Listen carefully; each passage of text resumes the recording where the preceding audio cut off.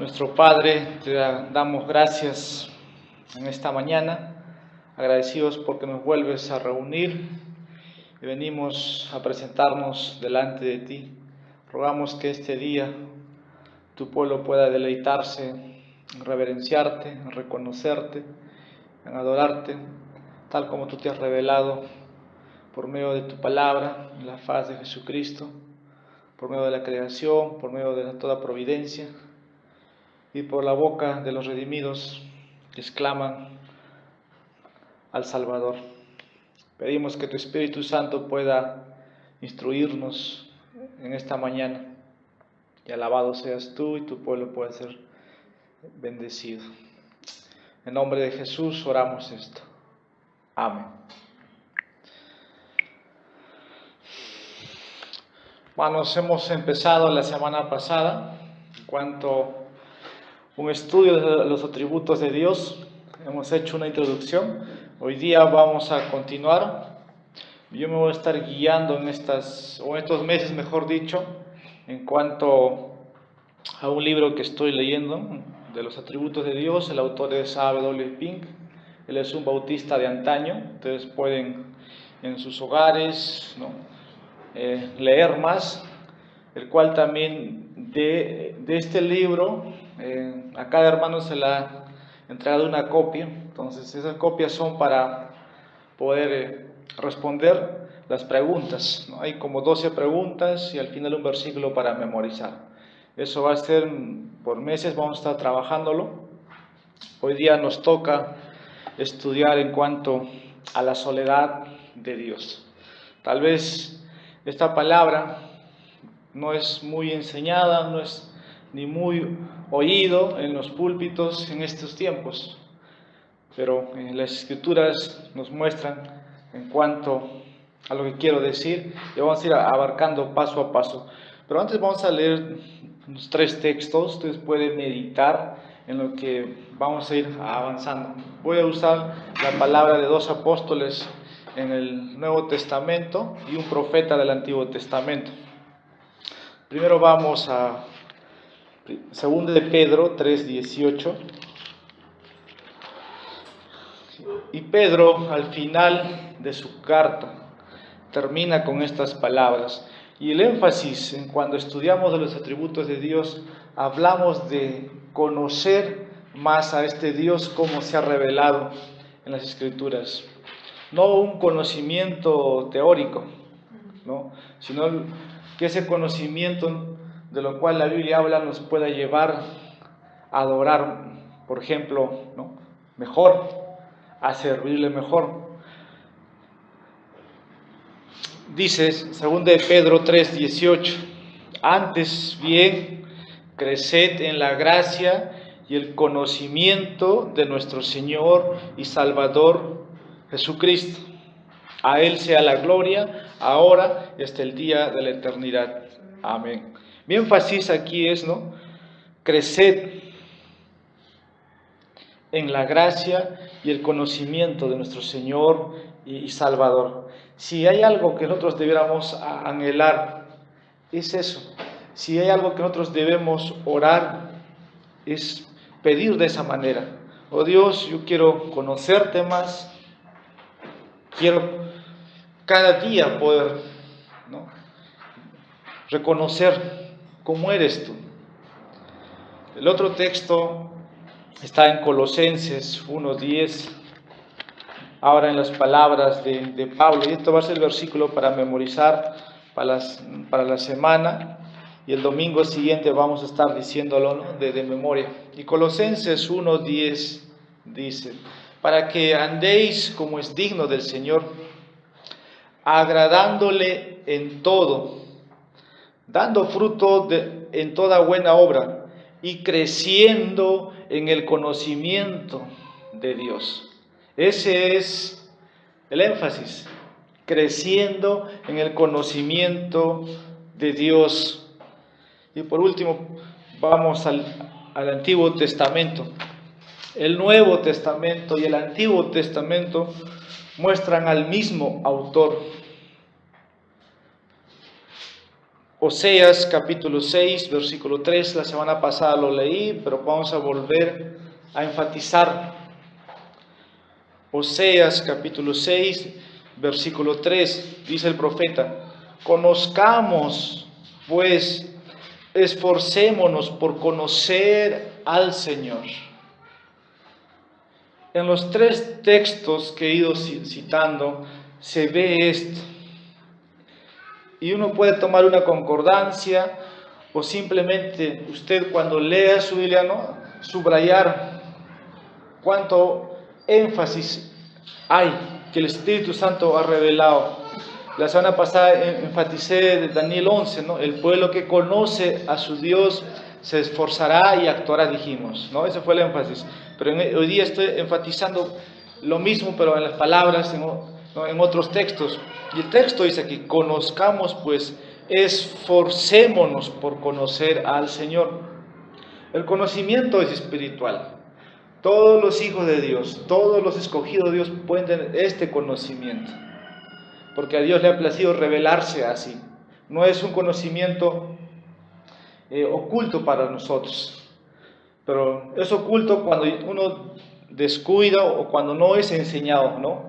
Entonces hoy día vamos a ir avanzando en cuanto a este atributo de Dios, y la semana que viene, posterior, así, ¿no? Esta es la lección 1, entonces en sus copias para que se vayan ubicando, y pueden usar sus copias tal vez en la parte de atrás, ¿no?, para los textos, para responder a las preguntas, pero es una guía para ustedes.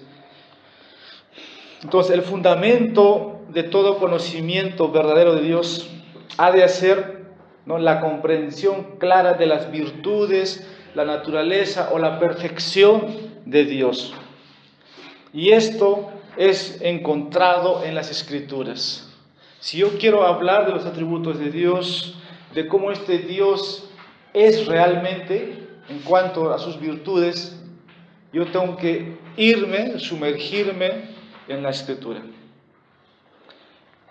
La semana pasada, como introducción, dijimos: en este tiempo la gente ha humanizado a Dios, ¿no?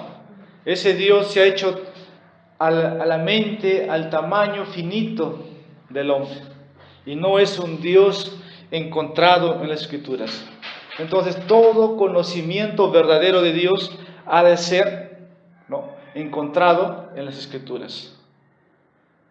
Yo puedo tener un Dios grande de amor, pero puede un Dios chiquito, pequeño, de ese Dios que Dios es justo. No hay una balanza, no es así. Por eso, si queremos comprender, conocer más de este Dios, como dice el profeta, ¿no?, conozcamos, pues, esforcémonos por conocer al Señor tal como se ha revelado. De la misma manera Pedro decía, ¿no?, creced en el conocimiento. Creced. Y esto no es automático, no es que yo me convierto y hay una luz, una iluminación espiritual y yo ya sé. Los planes de lectura tienen ese fin, poder conocer más. ¿Qué más, no? Las predicaciones expositivas tienen ese propósito, ¿verdad? Su lectura, su devocional y todas las providencias, experiencias, pruebas que Dios pone en su vida es para que usted le conozca también. Nosotros tenemos una revelación especial, ¿no?, que Dios nos ha dado, pero el mundo tiene una revelación general nada más.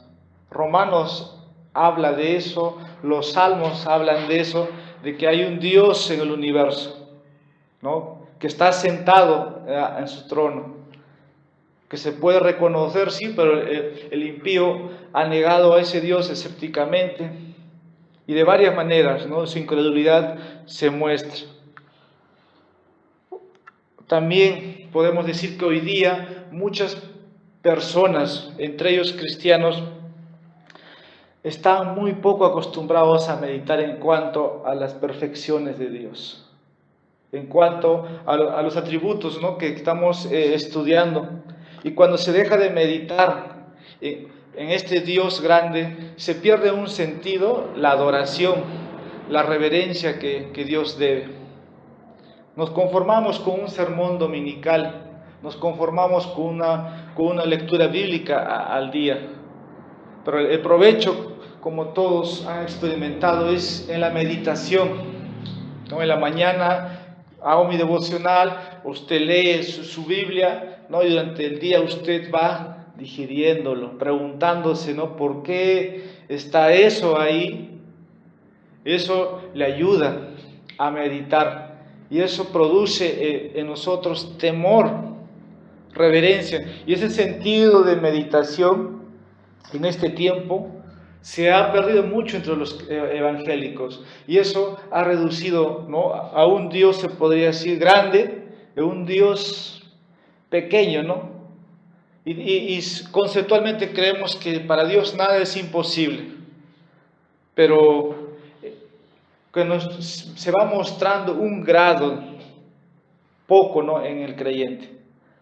Y no debiera ser así, porque las Escrituras nos muestran a nosotros que Dios es grande en su naturaleza, Él es único en su excelencia. Y vamos a leer Éxodo capítulo 15, versículo 11. Vayamos al Antiguo Testamento y Éxodo 15, 11 nos va a decir Dios tal como Él es. Dios es único en su excelencia. Y Éxodo 15, versículo 11, dice estas palabras: ¿Quién como tú entre los dioses, oh Señor? Y está interrogante. Si te pones a cantar, si te pones a orar esto, no sé si estarías delante de Dios, ¿no?, asombrado, ¿no? Y tal vez un chorro de lágrimas, ¿no? ¿Quién como tú entre los dioses, oh Señor? ¿Quién como tú, majestuoso en santidad, temible en las alabanzas, haciendo maravillas? Es único. Y de esta manera podemos ir a las primeras páginas de nuestra Biblia y, por decir, al primer versículo de la Biblia. Génesis 1:1 presenta a este Dios único. Y Génesis 1:1 dice: en el principio, ese Dios grande, alto, sublime, comienza ahí. En el principio, dice, creó Dios, o en el principio Dios, hubo un tiempo, si se podía llamar tiempo, porque Dios nunca ha estado en el tiempo. Se trata de comprender que esto, en el kairos de Dios, ¿no?, el tiempo de Dios, y los hombres estamos en esto, lo que llamamos, ¿no?, el cronos. Pero si hicimos un tiempo, como dije, puede llamarse, cuando Dios, ¿no?, en su ser, en su unidad, Dios en tres personas, habitaba solo. En el principio, Dios. No había cielo donde Dios pudiera desplegar su gloria, que ahora es manifestado, ¿no?, particularmente. No había tierra donde Dios ocupara su atención. No había ángeles reverenciando, como Isaías dice, santo, santo, santo. Ni universo, ¿no?, que Él sostuviera por la palabra de su poder. Como dije, en un tiempo no había nada, solamente Dios. Por eso, la soledad de Dios. ¿Mano? Una consulta. Sí. No entendí esa parte del kairos y del cronos. Ya. Vuelvo hacia atrás, tratar de responder a la pregunta. En el comienzo, el texto dice, en el principio Dios. Y si quisiéramos retroceder un poco atrás y quisiéramos poner tiempo, porque nosotros todo lo entendemos por tiempo, dije yo, Dios no está en el tiempo en sí, en 24 horas sometido como nosotros. Dios es eterno. Entonces, una palabra para tiempo en los originales nos dice el kairos de Dios. En el tiempo de Dios, Dios envió a su Hijo, por ejemplo, Gálatas 4:4 dice, nacido de mujer, ¿no? Es un ejemplo. En el tiempo de Dios, en la eternidad, pasada en otras palabras. Dios estaba solo. Dije, no hay cielo, no hay universo, no hay ángeles adorando. Y Dios estaba completo. Esa es la soledad de Dios. Y vamos a seguir avanzando. Como dije, no había ángeles todavía. Por si tal vez podríamos ponerle tiempo. Y Dios seguía siendo Dios. Dios estaba en su trono, estaba armonioso en su Trinidad completa. Tal vez el hombre le ha hecho beber un trago amargo a Dios con su pecado. Podría decirlo así, podría llamarlo de esa manera. Y esto fue así, hermanos. Durante su eternidad pasada, Dios estuvo solo, pero completo, autosuficiente o suficiente en sí mismo, satisfecho en sí mismo, no necesitando nada de los ángeles, no necesitando nada de cielo ni de tierra, no necesitando el universo desplegado, que él diga que es glorioso. Él esencialmente en sí estaba completo. Y después que pasó el tiempo, viene la creación. En el principio Dios crea, ¿no? Génesis, vemos el despliegue de la gloria de Dios en su creación. Después que Dios crea todo, nosotros no, sus criaturas no añadimos nada a ese Dios. Los ángeles no cambian a Dios con su adoración, reverenciando en la Santísima Trinidad. El universo no añade nada. Lo que Dios hace con el universo, con sus criaturas creadas y con todo el poder desplegado es revelarse por medio de la creación, nada más. Pero eso no cambia a Dios en nada. ¿Por qué? Como vuelvo a repetir, Dios es suficiente. Entonces nosotros no añadimos nada a ese Dios grande. Como dice Malaquías capítulo 3, versículo 6, un pasaje muy citado. Este es uno de los atributos de Dios. Y Malaquías 3, 6 habla, porque yo, el Señor, no cambio. En la eternidad pasada, Dios en su Trinidad perfecto unido. En el presente y en el pasado, Dios sigue siendo Dios y el hombre sigue siendo hombre. Dios no cambia. Porque su gloria sustancial no puede ser aumentada ni disminuida. Dios sigue siendo Dios. Y volviendo a Génesis 1:1, entonces, ¿qué vemos? En el principio, la creación, entonces podríamos decir que fue un acto soberano de Dios. Fue parte de su revelación, fue parte de su voluntad. Y vayamos a Efesios capítulo 1, versículo 11, que todo lo que hace Dios siempre va a ser para su propia voluntad.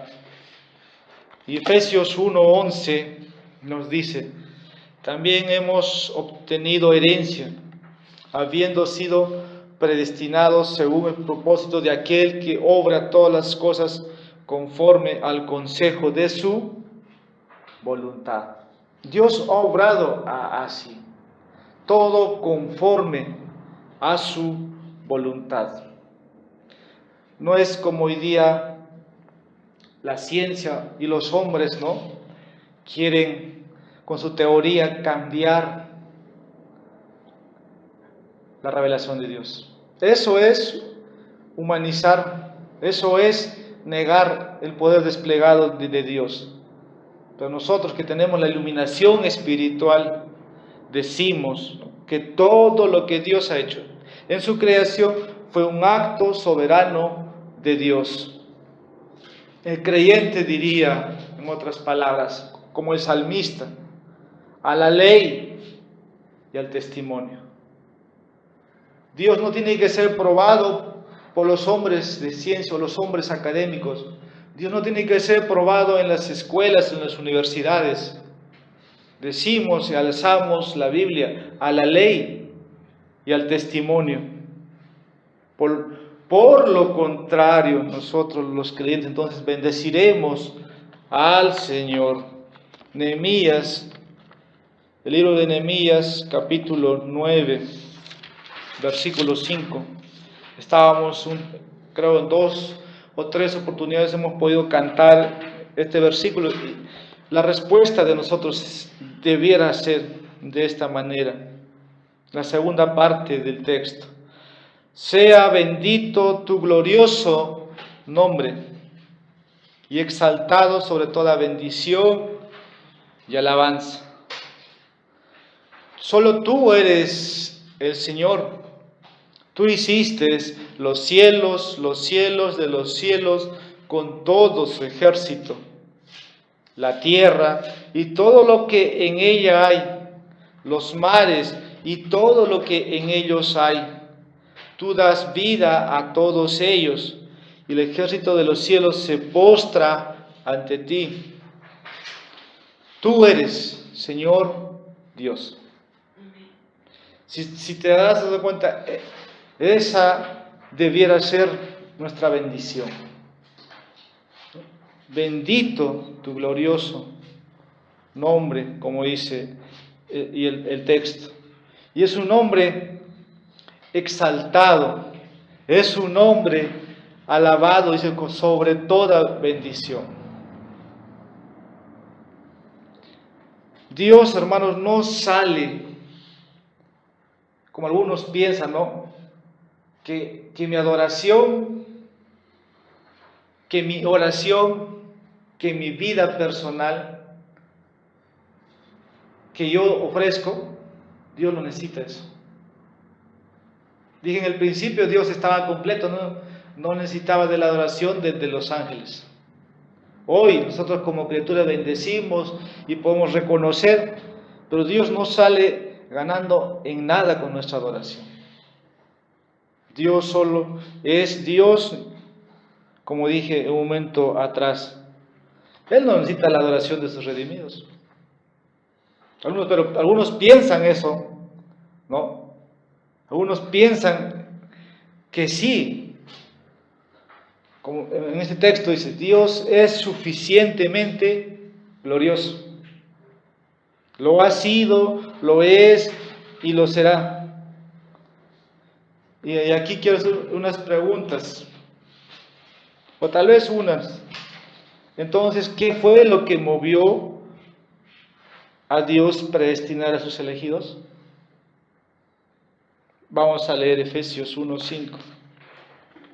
Efesios es un libro que hemos estudiado de manera expositiva el año pasado, ¿no?, el 2016. Efesios 1:5. Y mi pregunta era esta, ¿no? ¿Qué fue lo que movió a Dios a predestinar a sus elegidos? No es que usted es la criatura noble que necesita ser elegido. No es que usted es bueno, que merece el cielo y necesita ser escogido.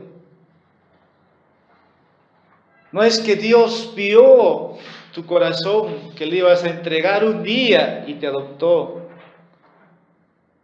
Hay cosas que el hombre se ha imaginado. Y yo dije la semana pasada, eso es idolatría. Es rebajar a este Dios. Y respondiendo a la pregunta, para que cada uno calle delante de Dios, solamente de gloria a Dios. Dice, nos predestinó para adopción como hijos para sí, mediante Jesucristo. Y mira lo que sigue, conforme al beneplácito de su voluntad. La creación, un acto soberano. Tu adopción, tu predestinación, según o conforme del beneplácito de su voluntad. A Dios le plació que fuera así. Ahorita vamos a ver, y creo que eso es lo que mejor dicho voy a citar, cómo Pablo también va a decir en Romanos capítulo 11, nuestra serie actual de nuestros sermones dominicales.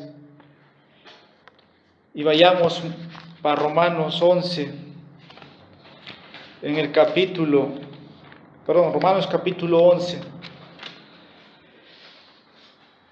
Después de hablar de la condición del hombre, explicando a judíos, a gentiles, explicando la justificación, la ley, la gracia, el evangelio en sí mismo, pero al final hablando en cuanto a la salvación que es por pura gracia soberana. Y ese es el título, perdón, eso es el nombre de nuestra iglesia, gracia soberana.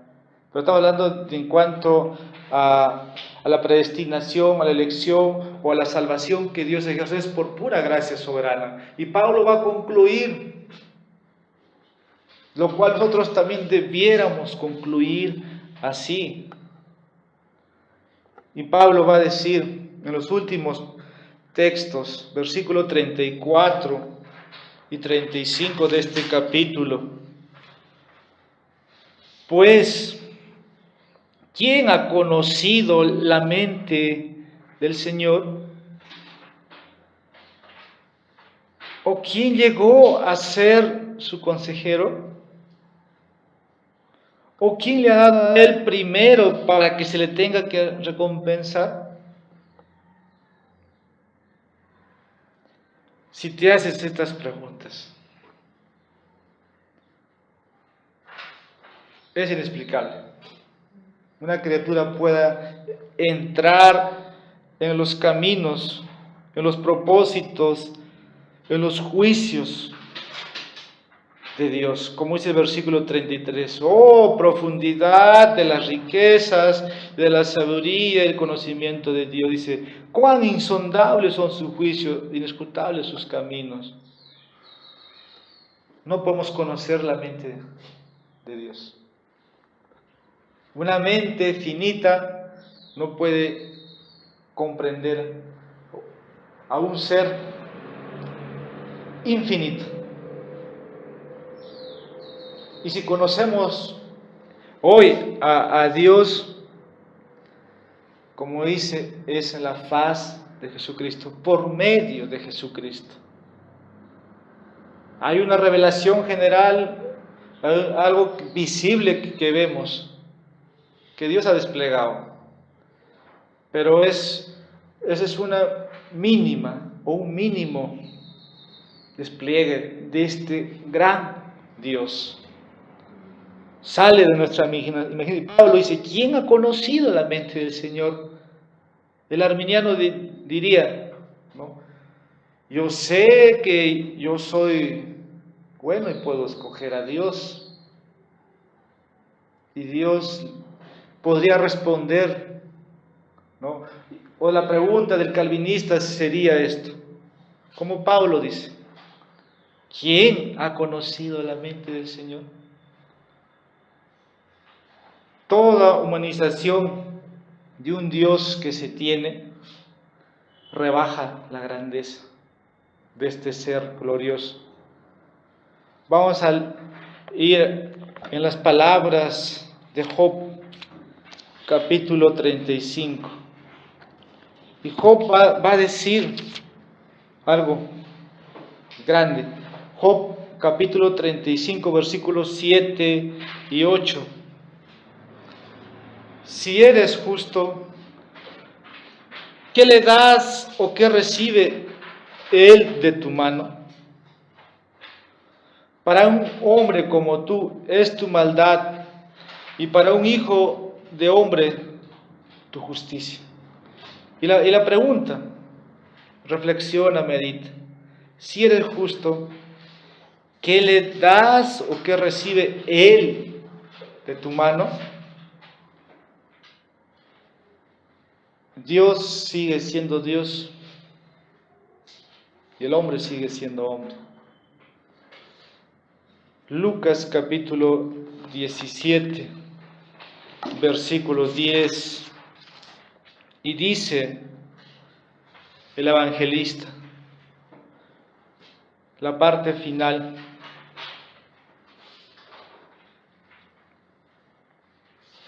que Él es bendito en sí mismo.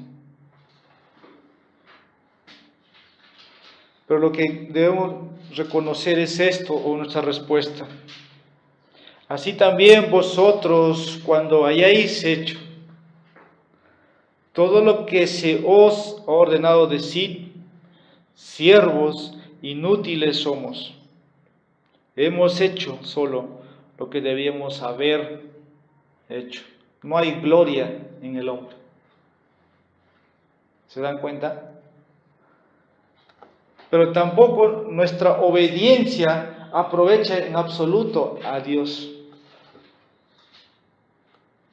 Ese es el Dios revelado en las Escrituras. Es grande.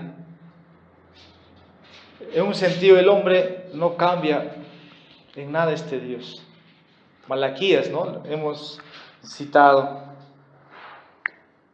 Nuestro Señor Jesucristo, cuando se sometió en obediencia a Dios, no añadió nada a su ser.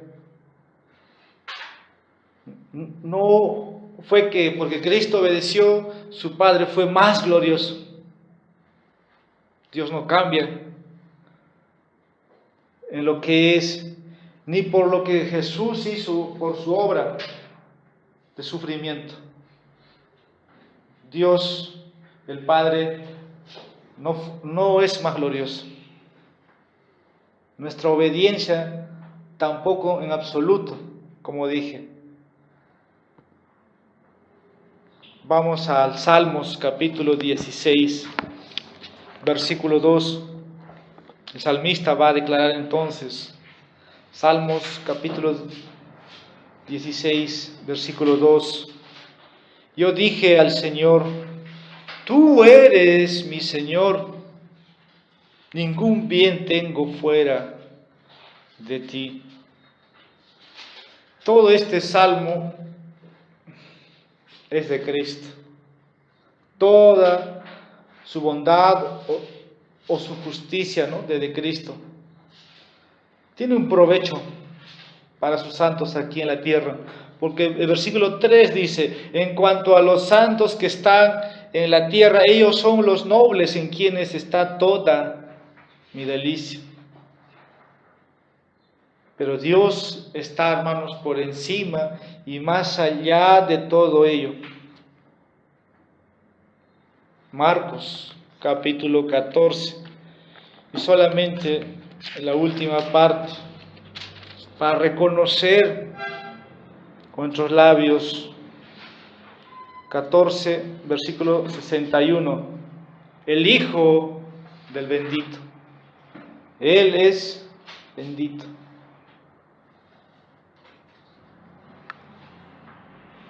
Pero en la vida secular, en la vida cotidiana,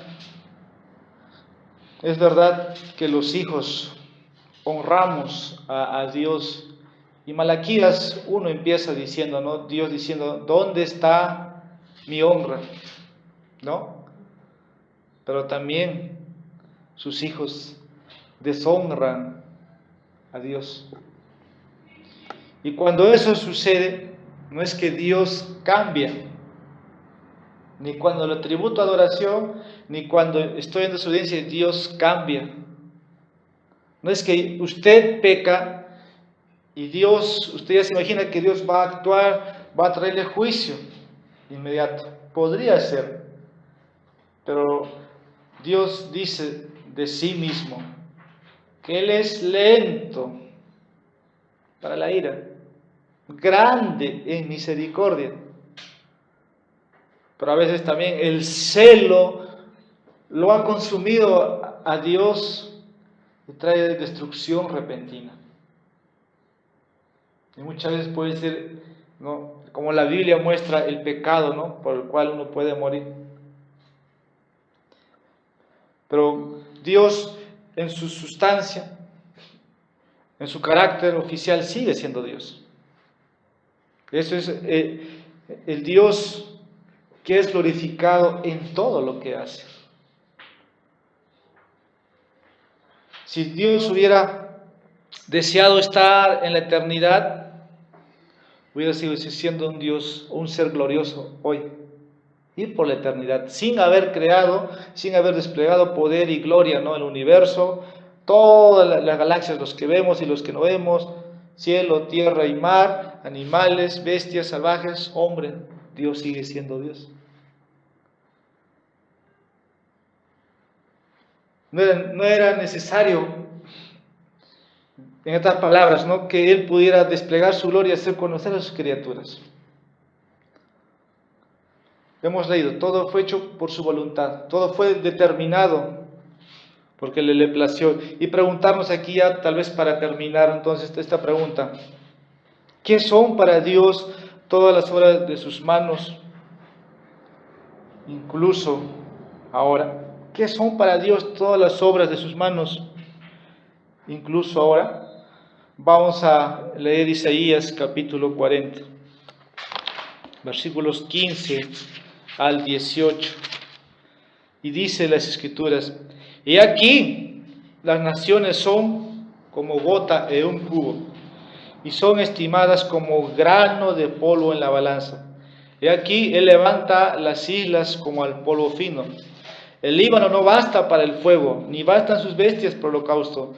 Todas las naciones ante Él son como nada, menos que nada e insignificantes son consideradas por Él.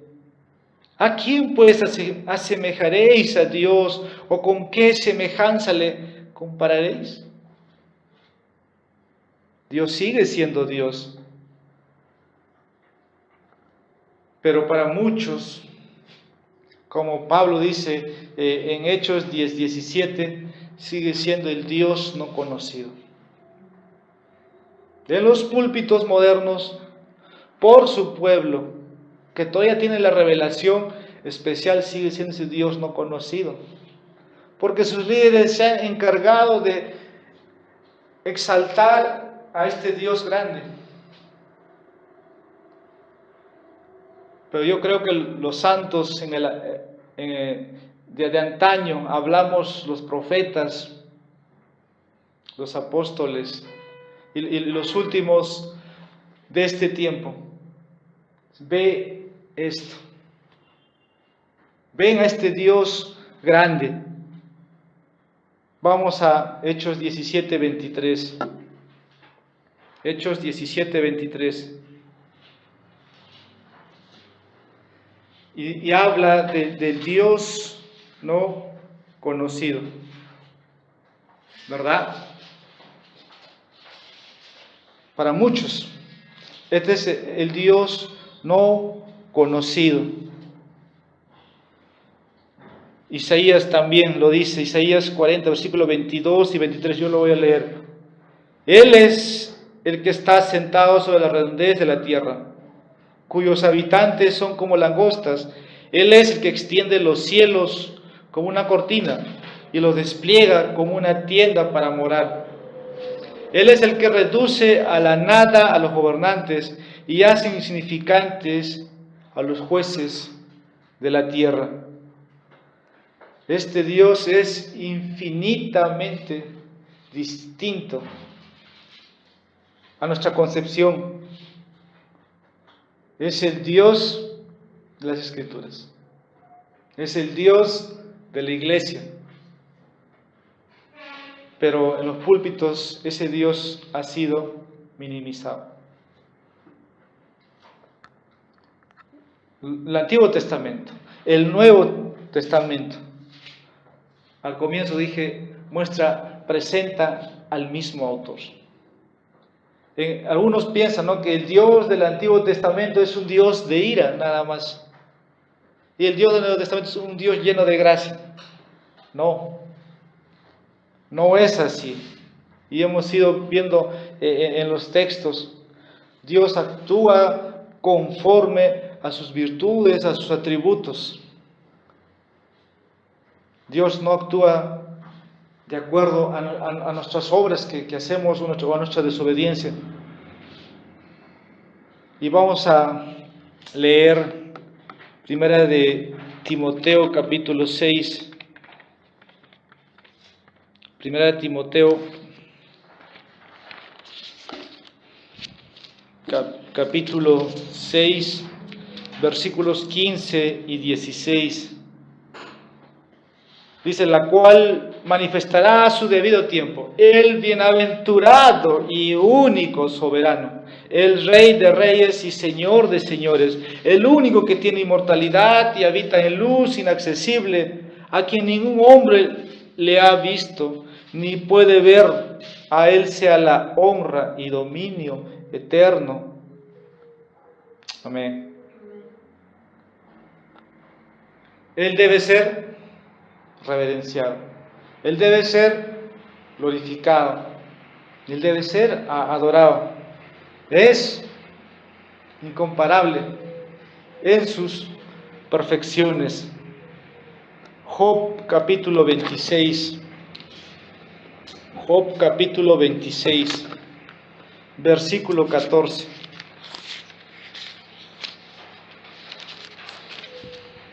Dice el texto, he aquí, estos son los bordes de sus caminos, y cuán leve es la palabra que de él oímos.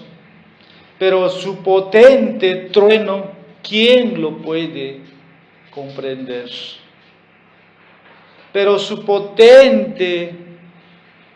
¿Quién le puede comprender? Pero su potente trueno, nuestra mente, nuestro corazón puede ser cautivado, ¿no? Podemos tener un Dios grande, pero aún así no lo podemos comprender. Y imaginarse o crear es hacer idolatría. Pero tampoco es inexcusable que yo voy a decir, o voy a creerme un incrédulo, ¿no?, al no aceptar. Pero es el Dios de las Escrituras. Entonces, hermanos, humanizar a este Dios es rebajarlo. Y así Dios, ¿no?, que es excelente, excelentísimo en su excelencia, único. No podemos, por eso dije, imaginarnos que es nada más así Dios. Está el Dios eterno e infinito, mucho más alcance de la razón humana. Otra de las preguntas que yo encuentro en el libro es esta, y dice, ¿está el Dios eterno y infinito mucho más alcance de la razón humana? Y es lo que toda esta mañana he estado queriendo decirles.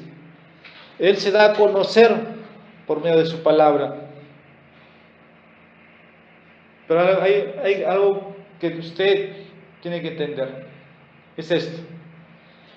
El intelecto no puede conocer a Dios, ¿no?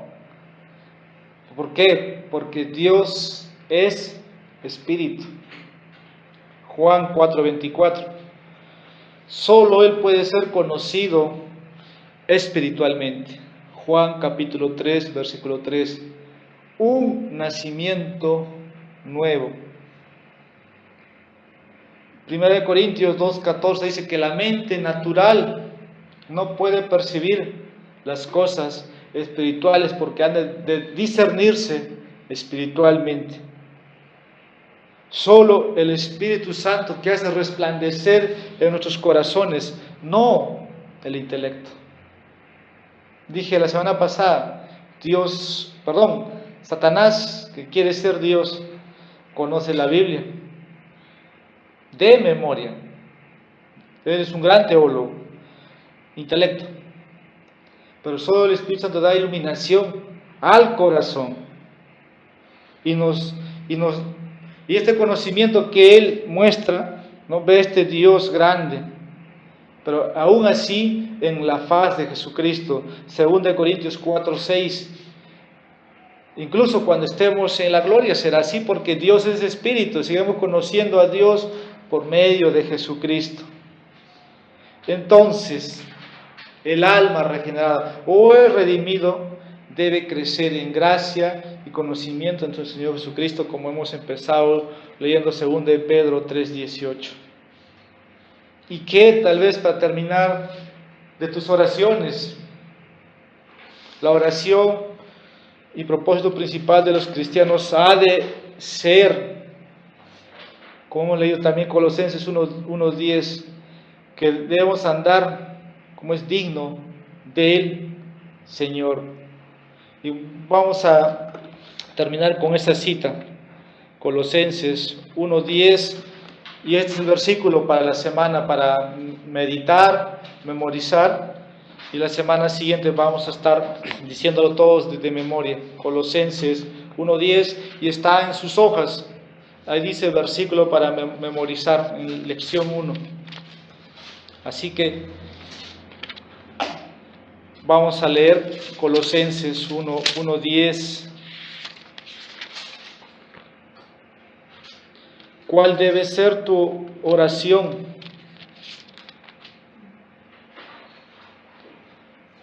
Hay un anhelo, un deseo de los cristianos de poder conocer. Pero algo que debiera el cristiano, y principalmente es esto, como dice, ¿no? Para que andéis como es digno del Señor, agradándole en todo, no refunfuñando con este Dios, porque no podemos entrar en sus caminos, para que andéis como es digno del Señor. Si la iglesia empieza a caminar, sus miembros de esta manera, a conocer, va a ser natural vivir el versículo 10, agradándole en todo, dando fruto en toda buena obra y creciendo en el conocimiento de Dios. Y como la última parte de 2 de Pedro 3:18 dice, ¿no? A Él sea gloria ahora y hasta el día de la eternidad. Amén. Vamos a ponernos de pie y dar gracias por esta lección 1 en cuanto a este atributo de la soledad de Dios. Un Dios glorioso por siempre y para siempre. Oremos. Bendito, oh Dios del cielo y la tierra. Bendito nuestros corazones. Bendito porque nuestros ojos te ven, nuestros corazones se inclinan a ti y nuestro ser desea reverenciarte. Bendito eres, oh Hijo del Altísimo. Agradecemos en esta mañana por asistencia de tu Espíritu Santo, que obre en cada corazón, que podamos ser moldeados por tu ser, como eres tú, como te has presentado. No necesitamos otra cosa, nada más que tu palabra, porque tiene poder, tiene vida. Queremos reflejar cada día la imagen de este Dios. Gracias, oh Dios, te ha placido revelarte hacia nosotros y te damos gracias infinitamente. Nuestro Padre, permítenos seguir creciendo día a día en nuestra vida, en los años que nos des, para que tú seas siempre glorificado y nosotros podamos recibir la gracia, la bendición de ser tus hijos adoptados. En nombre de Jesús oramos esto. Amén.